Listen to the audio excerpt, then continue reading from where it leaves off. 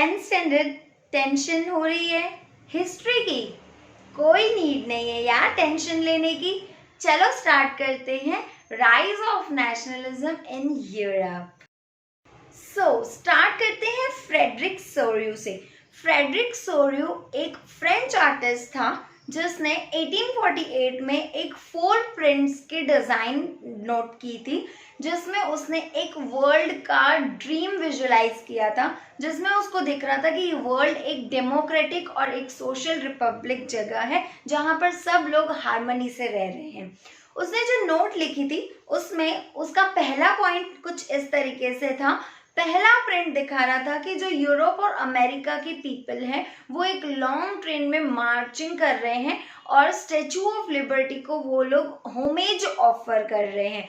Statue of liberty जो था उसके एक हाथ में टॉर्च ऑफ एनलाइटमेंट था एंड सेकेंड हाथ में charter of rights of man था। एक हाथ में torch of enlightenment and second हाथ में charter of rights of the man, जिसको सब लोग होमेज ऑफर कर रहे थे जैसे जैसे वो वहां से पास अप हो रहा था। सेकेंड पॉइंट उसका कुछ इस तरीके से है, on the earth in the foreground lie the shattered remains of the symbols of absolute institutions।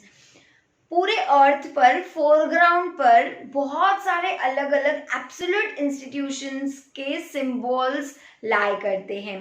Third point उसका ऐसा था कि जो सोरियोस यूटोपियन विजन था, सोरियोस का यूटोपियन विजन, उसमें पीपल जो थे सारे वर्ल्ड के वो अलग अलग नेशंस में डिवाइड हो गए हैं, अलग अलग डिस्टिंक्ट नेशंस में वो ग्रुप आउट हो गए हैं और उनके फ्लैग्स अलग हैं और उनका नेशनल कॉस्ट्यूम अलग है। Fourth point, the procession was led by the US Switzerland ने उसका प्रोसेशन को लीड किया था। उसके बाद में फ्रांस और जर्मनी आए, उसके बाद में जर्मन पीपल और उसके बाद में ऑस्ट्रिया के पीपल। तो जो किंगडम थी दोनों भी साइसिलीज की, लंबार्डी की, पोलैंड की, इंग्लैंड की, आयरलैंड की, हंगरी की एंड रशिया की, उन सब लोगों ने उसमें पार्टिसिपेट किया। From the heavens above, heaven से, स्वर्ग से, क्रिस्ट, संत, एंजल्स, ये सब लोग ये सीन देख रहे हैं और वो लोग आर्टिस्ट को फ्रैटर्निटी सिंबलाइज करते हुए देख रहे हैं पूरे वर्ल्ड के नेशंस में। तो ऐसे 5 पॉइंट्स जो थे वो फ्रेडरिक सोरियो ने एक आर्ट में दिखाया था कि हमारा वर्ल्ड, हमारा ड्रीम कैसा होगा। तो 19th सेंचुरी के दौरान नेशनलिज्म इमर्ज हुई एज अ फोर्स जिसने बहुत सारे चेंजेस लाए थे पॉलिटिकल और मेंटल वर्ल्ड यूरोप के। उसका एंड रिजल्ट जो था उसमें बहुत सारे नेशन और स्टेट इमर्ज हो गए थे। स्टार्ट करते हैं फ्रेंच रिवॉल्यूशन और नेशन की आइडिया से। 1789 में नेशनलिज्म वहां पे बिल्ट हुई थी फ्रेंच रिवॉल्यूशन को लेकर। तो फ्रेंच रिवॉल्यूशन जब हो रहा था तब पॉलिटिकल और कॉन्स्टिट्यूशनल चेंजेस बहुत सारे आए थे जिसने सोवरेनिटी लाने की कोशिश की थी, from monarchy to the hand of citizens. हुकुमशाही से डेमोक्रेटिक कंट्री कैसे बनाना है, ऐसी नेशनलिज्म वहां पे 1789 में बिल्ड हो रही थी।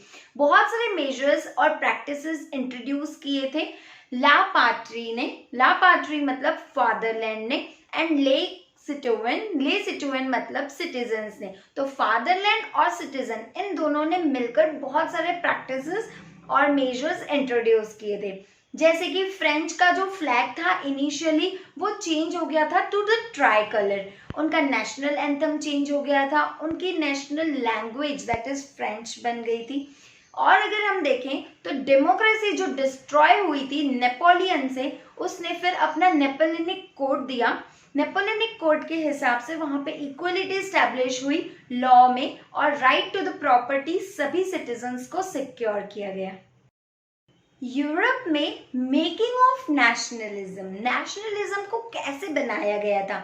जर्मनी, इटली, स्विट्जरलैंड इन सबको अलग अलग किंगडम्स में डिवाइड किया था।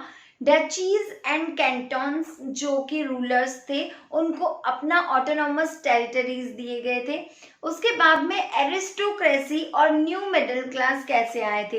एरिस्टोक्रेसी जो थे वो डोमिनेंट क्लास थी पूरे कॉन्टिनेंट के ऊपर। पॉलिटिकली भी और सोशली भी। मेजॉरिटी पॉपुलेशन की जो थी वो पीजेंट्स कवर करते थे और पीजेंट्स को ही उनके राइट्स नहीं मिला करते थे। इंडस्ट्रियलाइजेशन जो इंग्लैंड में आया था वो second half of 18th century में आया था।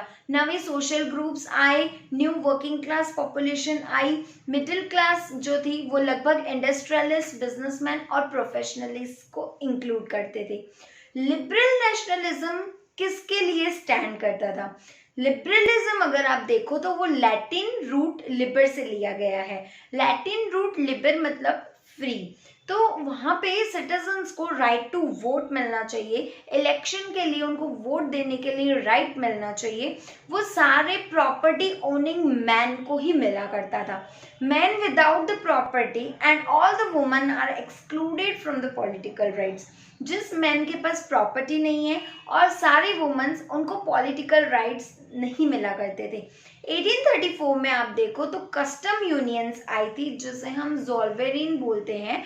वो फॉर्म हुआ था at the initiative of Prussia. Prussia के इनिशिएटिव से लेकर ज्वाइन जो हुआ था, वहाँ पे जर्मन स्टेट्स पूरे ज्वाइन हुए थे। तो यूनियन जो था वहाँ का वो टैरिफ बैरियर्स को एबॉलिश कर रहा था और नंबर ऑफ करेंसीज को रिड्यूस कर रहा था फ्रॉम ओवर 30 to 2। 1815 के बाद में एक नया कंजर्वेटिव आया और उसने अपना रूप लिया। 1815 में यूरोपियन गवर्नमेंट्स जो थी वो स्पिरिट ऑफ कंजर्वेशन से रन करती थी। कंजर्वेटिव्स ऐसा बिलीव करते थे कि मोनार्ची होना चाहिए, चर्च होना चाहिए, सोशल हिरार्चीज होनी चाहिए, प्रॉपर्टी होना चाहिए और फैमिली, ये सब कुछ प्रिजर्व्ड होनी चाहिए, वहाँ पे कंजर्व होनी चाहिए।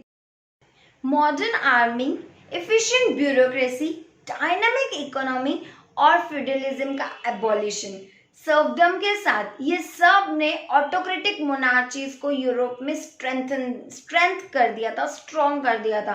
1815 में अगर आप देखो तो यूरोपियन पावर्स के जो रिप्रेजेंटेटिव्स थे, मतलब ब्रिटेन, रशिया, प्रशिया, ऑस्ट्रिया, ये सब वीना में मिलने के लिए आए ताकि वो यूरोप का सेटलमेंट कर सके। बोर्बन डायनेस्टी को रिस्टोर किया गया था पावर के लिए और फ्रांस ने अपनी सारी टेरिटरीज लॉस्ट कर दी थी, उसके हाथों से सब कुछ निकल गया था नेपोलियन के अंडर में। मेजर इश्यूज जो थे लिबरल नेशनलिस्ट ने वहाँ पे लिए थे, जिन्होंने न्यू कंजर्वेटिव ऑर्डर को क्रिटिसाइज किया था, was the freedom of press. Revolutionaries कौन कौन थे? 1815 में सीक्रेट सोसाइटीज फॉर्म की गई थी यूरोपियन स्टेट्स में ताकि रिवॉल्यूशनरीज को ट्रेन किया जाए और अपनी आइडियाज को फैलाया जाए। रिवॉल्यूशनरी ने मोनार्कियल फॉर्म्स को अपोज किया, लिबर्टी के लिए फाइट किया और फ्रीडम के लिए भी फाइट किया। इटालियन रिवोल्यूशनरी गिसेप मैज़नी जो थे वो जेनुआ में 1807 में बॉर्न हुए थे। उन्होंने 2 और अंडरग्राउंड सोसाइटीज़ फाउंड की थी, पहली यंग इटली मार्सिलीज में और दूसरी उसने यंग यूरोप बर्नी में फाइंड आउट की थी, जहाँ के मेंबर्स जो थे वो like young man from Poland, France, Italy and German states belong करते थे। ये सारे रिवॉल्यूशनरीज मिलकर वहाँ की मोनार्कियल सिस्टम्स को हटाने की कोशिश कर रहे थे और सिटीजन्स को freedom to vote, right to speak and बाकी सारे राइट्स देने के लिए ट्राई कर रहे थे। एज ऑफ रिवॉल्यूशन जो था वो लगभग 1830 से 1848 तक के चल रहा था। द जुलाई रिवॉल्यूशन जो था वो एक अपराइजिंग ब्रसेल्स में आने की लग रहा था, जहाँ पे Belgium breaking away from the United Kingdoms of the Netherlands, Belgium जो था वो यूके से हटता जा रहा था और 1821 में सारे ग्रीक्स ने इंडिपेंडेंस के लिए स्ट्रगल किया था। रोमांटिक इमेजिनेशन और एक नेशनल फीलिंग कब डेवलप हुई और कैसे डेवलप हुई? कल्चर जो था वहाँ पे बहुत इम्पोर्टेंट रोल प्ले कर रहा था नेशन की आइडिया बिल्ड करने में। आर्ट, पोएट्री, स्टोरीज, म्यूजिक, ये सब कुछ एक्सप्रेस करने में मदद कर रहे थे और नेशनल फीलिंग्स को शेप करने में मदद कर रहे थे। रोमांटिसिज्म आप देखो एक कल्चरल मूवमेंट जहाँ पर एक particular form of nationalist sentiment develop किया जा रहा था। लैंग्वेज ने भी बहुत एक इम्पॉर्टेंट रोल प्ले किया कि यहाँ पे French is the national language या जर्मनी में German is the national language. तो वो नेशनल लैंग्वेज ने भी अच्छी सेंटिमेंट्स उसमें डेवलप किए थे। रशियन लैंग्वेज जो थी वो हर जगह इम्पोज की गई थी 1831 में, और उसने एक armed rebellion against the Russian rule वहाँ पे लाई थी, जिसको अल्टीमेटली आखिरी में क्रश कर दिया गया। हंगर, हार्डशिप्स, पॉपुलर रिवोल्ट लोगों के कैसे थे? यूरोप ने बहुत सारी इकोनॉमिक हार्डशिप्स भी फेस की है 1830s में। पहला हाफ जो था 19th सेंचुरी का, उसमें तो बहुत सारी पॉपुलेशन बढ़ चुकी थी, जिसकी वजह से फूड के प्राइसेस भी हाई हो गए और हार्वेस्ट बहुत बैड होते चले गया, जिसके वजह से populism in town and country की प्रॉब्लम्स वहाँ पे आना स्टार्ट हो गई। 1848 में आप देखो तो फूड के शॉर्टेजेस, वाइड स्प्रेड अनएम्प्लॉयमेंट ने पॉपुलेशन ऑफ पेरिस को रोड पे ला दिया। लिबरल्स ने फिर तब क्या क्या रिवॉल्यूशन किया? 1848 में रिवॉल्यूशन जो एडुकेटेड मिडिल क्लास लोगों ने लाया था, main and women liberal middle class के, उन्होंने डिमांड रखी थी कि हमें एक नेशन स्टेट पार्लियामेंट्री प्रिंसिपल्स पे बेस्ड चाहिए, जहाँ पे कॉन्स्टिट्यूशन होना चाहिए, फ्रीडम होनी चाहिए, प्रेस की फ्रीडम होनी चाहिए, एसोसिएशन की फ्रीडम होनी चाहिए। लार्ज नंबर पॉलिटिकल एसोसिएशंस के एक साथ आए फ्रैंकफर्ट में, ताकि हमें वोट दे सके, और सारे जर्मन नेशनल असेंबली को एक साथ उन्होंने किया वहाँ पे। 18 मई 1848 में 831 इलेक्टेड रिप्रेजेंटेटिव्स ने अपनी अपनी जगह पे मार्चिंग करना स्टार्ट किया, और चर्च ऑफ सेंट पॉल पे एक कन्वेंशन रखा गया फ्रैंकफर्ट पार्लियामेंट का। कॉन्स्टिट्यूशन जो उन्होंने जर्मन के लिए ड्राफ्ट किया था वो मोनार्कियल सिस्टम पे बेस्ड था, subject to the parliament. Crown जो था वहाँ पे Friedrich William fourth king of Prussia को दिया गया, लेकिन उसने उसको रिजेक्ट कर दिया और अदर मोनार्क्स को ज्वाइन किया, ताकि वो इलेक्टेड असेंबली को अपोज कर सके। मिडिल क्लास ने पार्लियामेंट को डोमिनेट किया, और बहुत सारे वुमेन्स ने उस मूवमेंट में पार्टिसिपेट किया। वुमेन्स ने अपना ही एक अलग ओन पॉलिटिकल एसोसिएशन डेवलप किया था, जिसके वजह से उन्होंने न्यूज़पेपर्स फाउंड अप किए, अलग अलग पॉलिटिकल मीटिंग्स में, डेमोन्स्ट्रेशंस में पार्टिसिपेट किया। लेकिन ये सब कुछ जो था वो राइट्स के सफरेज को डिनाई करते जा रहा था, और इलेक्शन ऑफ असेंबली भी होल्ड नहीं हुई। ईयर अगर 1848 की बात करें तो ऑटोक्रेटिक मोनार्चीज जो सेंट्रल ईस्टर्न यूरोप में थी, उन्होंने अलग अलग चेंजेस लाने की कोशिश की जो ऑलरेडी वेस्टर्न यूरोप में 1815 के पहले थे। इसलिए सर्वडम, बॉन्डेड लेबर जो थे वो हैब्सबर्ग में एबॉलिश हो गए, रशिया में भी हैब्सबर्ग डोमिनियंस में भी एबॉलिश हो गए। जर्मनी और इटली की मेकिंग कैसे हुई? कैसे जर्मनी और इटली फ्री हुए? Germany, can the army be architect of a nation? क्या एक आर्मी नेशन का आर्किटेक्ट हो सकती है? नेशनलिज्म जो यूरोप में थी वो 1848 में चली गई थी। जर्मनी और इटली जो थे वो एक साथ आए as a nation states. Prussia ने लीडरशिप मूवमेंट लाई थी फॉर द नेशनल यूनिफिकेशन, पूरा नेशन एक साथ आ जाए इसके लिए।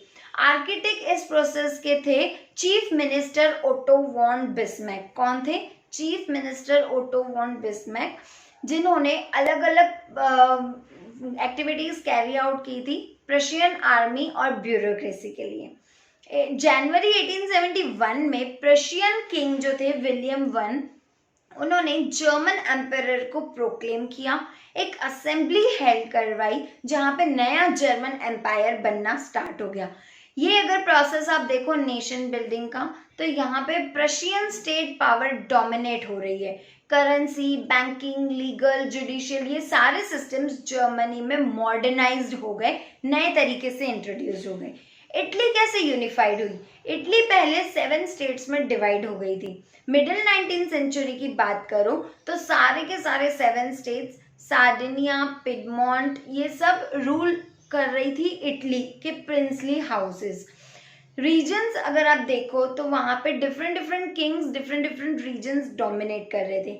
1830s में गुसेप मेजनी जो थे, उन्होंने एक अपनी सीक्रेट सोसाइटी बनाई जिसे उन्होंने यंग इटली का नाम दिया। मूवमेंट वहाँ पे चीफ मिनिस्टर केवर होल्ड कर रहे थे। 1859 में सार्डिनिया पिडमोंट ने डिफीट कर दिया ऑस्ट्रियन फोर्सेस को और 1860 में उन्होंने साउथ इटली को मार्च किया और 2 साइसिलीज की किंगडम को सक्सीड करवाया और एक लोकल पीजेंट्स के लिए सपोर्ट लाया। 1861 में विक्टर इमेल जो थे सेकेंड नंबर के, उन्होंने एक किंग ऑफ यूनाइटेड इटली को प्रोक्लेम किया। स्ट्रेंज केस ऑफ ब्रिटेन में भी आपको बताने वाली हूँ। ग्रेट ब्रिटेन जो था वो एक नेशन का मॉडल था और उसने 18th सेंचुरी में, प्रायर ऑफ 18th सेंचुरी के स्टार्टिंग में वहाँ पे कोई ब्रिटिश नेशन ऑलरेडी प्रेजेंट नहीं था। तो नेशन जो था वो ऑलरेडी बहुत पावरफुल डेवलप हो गया और उसने वेल्थ में, इम्पोर्टेंस में और पावर ने खुद को अच्छे तरीके से ग्रो कर लिया था। एक्ट ऑफ यूनियन 1707 में आया था इंग्लैंड और स्कॉटलैंड के बीच में, जिसकी वजह से United Kingdom of Great Britain आया था। इन इफेक्ट इसके वजह से क्या हुआ, England was able to impose its influences on Scotland. England जो था वो स्कॉटलैंड के ऊपर अपने इन्फ्लुएंसेस इम्पोज कर पा रहा था। 1801 में आयरलैंड को फोर्सिबली इनकॉर्पोरेट किया गया यूनाइटेड किंगडम में कि आपको अंदर आना पड़ेगा, आपको यूके के अंदर आना पड़ेगा। सिंबल्स जो थे नवे ब्रिटेन के, ब्रिटिश फ्लैग हो गया, यूनियन जैक जिसे हम कहते हैं, नेशनल एंथम भी उनका चेंज हो गया। नेशनल एंथम का नाम कुछ God save our noble king था। इंग्लिश लैंग्वेज उनकी एक्टिवली प्रमोट की गई। नेशन को विजुअलाइजेशन कैसे मिला? 18th सेंचुरी और 19th सेंचुरी के जो आर्टिस्ट थे उन्होंने अपने एक कंट्री को एज अ पर्सन रिप्रेजेंट किया और एक नेशन को फीमेल फिगर्स दिए गए। During French revolution female figure जो थी वो क्या पोर्ट्रे कर रही थी, वो लिबर्टी, जस्टिस एंड रिपब्लिक की आइडियाज दे रही थी। लिबर्टी रेड कैप बता रहा था कि वो लिबर्टी का सिंबलाइजेशन है, ब्रोकन चेन दिखा रहा था। जस्टिस जो थी वो ब्लाइंड फोल्डेड वुमन दिखा रही थी। आज भी आप लोग जजेस कोर्ट्स में देखते हो कि एक ब्लाइंड फोल्डेड वुमन को हम लोग जस्टिस की देवी कहते हैं। तो जस्टिस जो थी एक ब्लाइंड फोल्डेड वुमन थी जो हाथ में वेइंग स्केल्स लेकर खड़े होती है। इस तरीके से मैंने आपके हिस्ट्री के जो 4 चैप्टर्स थे उसका एक ओवरव्यू क्रिएट करके दिया है कि कैसे अर्ली 18 से लेट 18 और अर्ली 19th सेंचुरी में कौन से स्टेट्स में नेशनलिज्म आई, कौन से रिवॉल्यूशनरीज आए, कैसे वहाँ पे लिबर्टी, फ्रैटर्निटी, सोवरेनिटी इंट्रोड्यूस हुई थी ताकि सिटीजन्स को राइट्स मिल सके। इस तरीके से हमने टाइमलाइन के थ्रू ये हिस्ट्री के चैप्टर को पढ़ा है। ये वीडियो रिपीट देखिए, आपको हिस्ट्री के टाइमलाइन के बेसिस पे आपको समझ में आएगा कि हिस्ट्री कैसे हुई है और हिस्ट्री में कौन कौन से चेंजेस किस वक्त आए थे और उसके साथ डील हमारे लीडर्स ने कैसे किया था। तो ये सारे पॉइंट्स और स्ट्रेटेजीज मैं हमेशा आपको देते रहती हूँ। आपके लिए मैं काफ़ी सारे नोट्स बना रही हूँ। 4 चैप्टर्स का कॉन्साइज करना और उसको इतने इजी तरीके से समझाना, it's not a short matter या इतना इजी टास्क नहीं है। इसके लिए हमारे बहुत मेहनत लगती है। आप ये वीडियो को रिपीट देखिए। कोई क्वेरी हो तो आप हमें इस नंबर पे कॉल कीजिए। जाते जाते सब्सक्राइब करना मत भूलिए क्योंकि आगे के जो वीडियोस है वो आप तक सब्सक्रिप्शन के थ्रू ही पहुंचेंगे। So please subscribe and hit the bell icon.